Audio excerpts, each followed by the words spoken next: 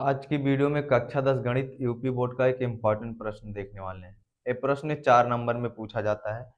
तो प्रश्न क्या है? यदि किसी एपी के प्रथम 7 पदों का योगफल 49, एपी मतलब होता है समांतर श्रेणी, और प्रथम 17 पदों का योगफल 289 हो, तो इसके n पदों का योगफल ज्ञात कीजिए। तो हम सबसे पहले देखिए, हम क्या लिखेंगे, हम जानते हैं हल में।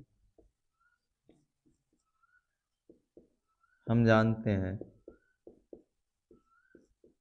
फार्मूला, क्या जानते हैं, n पदों का योगफल, n पदों का योगफल, n पदों का योगफल Sn बराबर क्या होता है, n/2, उसके बाद 2a प्लस n-1d। ये क्या होता है, n पदों का योगफल का सूत्र।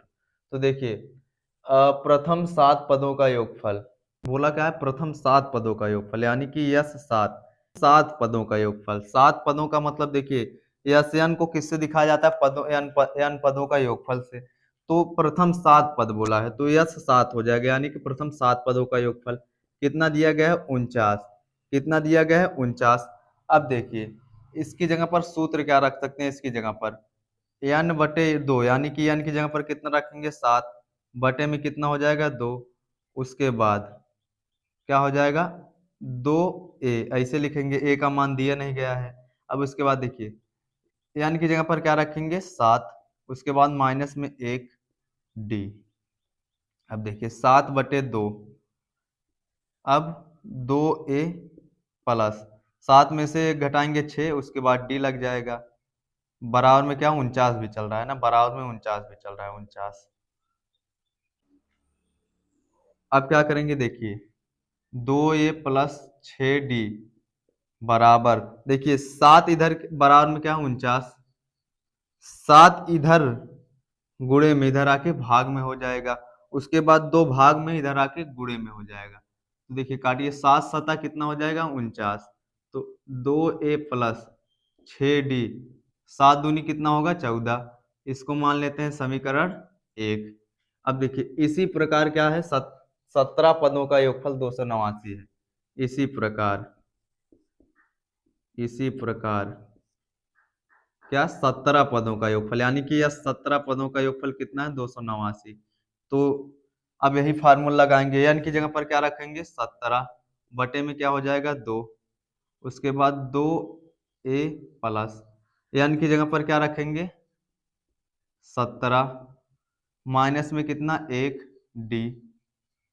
अब 17/2, उसके बाद क्या बचा यहाँ पर, बराबर में 289 है ना, ये तो भूल ही जा रहा हूँ बार बार।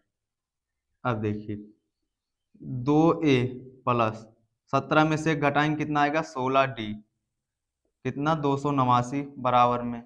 अब इधर 17 गुणे में इधर आके भाग में, इधर 2 भाग में इधर आके गुणा में, तो क्या हो जाएगा, 2a प्लस 16d बराबर में 289 गुणे।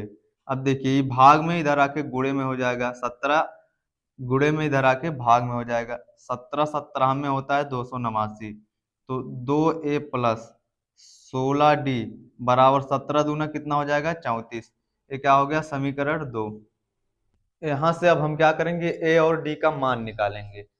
अब देखिए, हमने इसको माना है समीकरण 2, इसको कहाँ गया 1, इन दोनों को हल कर लेते हैं। चाहे इसमें से समीकरण 1 और 2 को हल करके a का मान निकालो, चाहे पहले d का मान। तो समीकरण अगर हम 1 में से 2 घटा दें तो क्या लिखेंगे, समीकरण 1 माइनस 2, समीकरण 1 माइनस 2, यानी कि समीकरण 2 घटा रहे हैं समीकरण 1 में से। तो 2a प्लस 6d बराबर में 14, उसके बाद ये था समीकरण 1,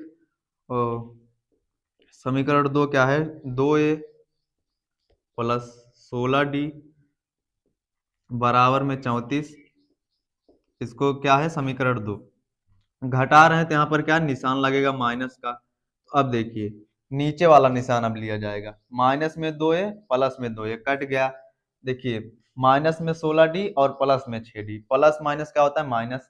तो -16 में से 6 घटा कितना, -10d। बराबर -34 और +14, प्लस माइनस क्या होता है माइनस। 34 में से 14 घटाएंगे कितना आएगा यहाँ पर, -20। तो माइनस से माइनस कटा, बराबर में सेम चीजें कट जाती हैं। तो डी बराबर देखिए 10D बराबर 20। तो डी बराबर कितना हो जाएगा 20, इधर 10 गुणे में इधर आके भाग में, तो काट दीजिए कितना हो जाएगा 10 दूना 20। डी का मान कितना आ गया 2। 10 दूना कितना हो गया 20। अब हमें ए का मान भी पता करना है। किसका मान, ए का मान। ए का मान पता करना है तो डी का मान चाहे समीकरण 1 में रख दो, चाहे समीकरण 2 में रख दो, चाहे जिसमें रख दो। तो मैं लिखता हूँ डी का मान, समीकरण चलिए 1 में रख देता हूँ। डी का मान समीकरण 1 में रखने पर, समीकरण 1 क्या है, 2a प्लस 6d बराबर में 14। अब देखिए 2 गुणे एक, ए का मान हमें क्या निकालना है, तो 2a इसे रह देते हैं। 6 गुणे डी का मान कितना है 2, बराबर में क्या 14।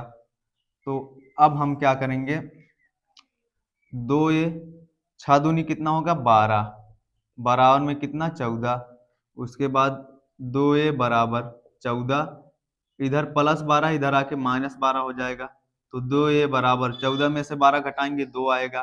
तो a बराबर इधर 2 है, इधर 2 गुणे में इधर आके भाग में, तो काट दीजिए कितना आ जाएगा 1। a बराबर कितना हो गया 1। यही हो गया हमारा आंसर, इस प्रश्न का उत्तर हो गया।